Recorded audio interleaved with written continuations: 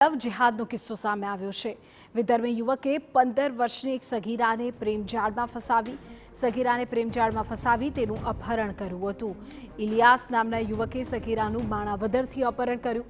વિધર્મી યુવકે સગીરાનું 2 મહિના પહેલા પણ અપહરણ કર્યું હતું। સગીરાના પરિવારે માણાવદર પોલીસ સ્ટેશનમાં આ મામલે નોંધાવી છે ફરિયાદ।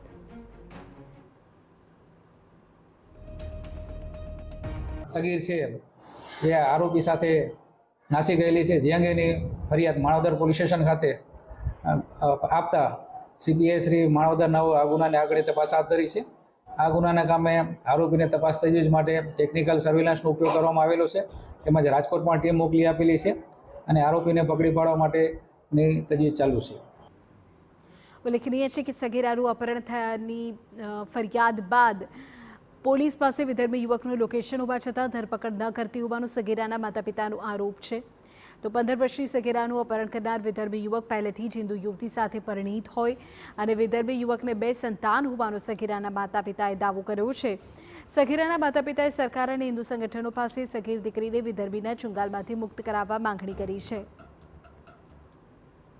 વ્યક્તિ શનિવારે બપોરે 12 વાગે મારી દીકરીને ત્યાંથી લઈ ગયો છે। આજે ચોથો દિવસ થયો છે। માણાવદર ગામમાં પોલીસ ચોકી અમે અરજી પણ આપી છે, પણ હજી સુધી કોઈ એક્શન લેવામાં નથી આવ્યું અને ત્યાં અમને જાણ પણ કરી કે આ લોકેશન બતાવે છે। કાલ બપોરે 12 વાગ્યાની જાણ કરી છે, આજે ચોથો દિવસ થયો છે, હજી તે લોકેશનની પણ જાણ અમને કોઈ કરતા નથી કે અમને મળી ગઈ છે છોકરી કે કોઈ પણ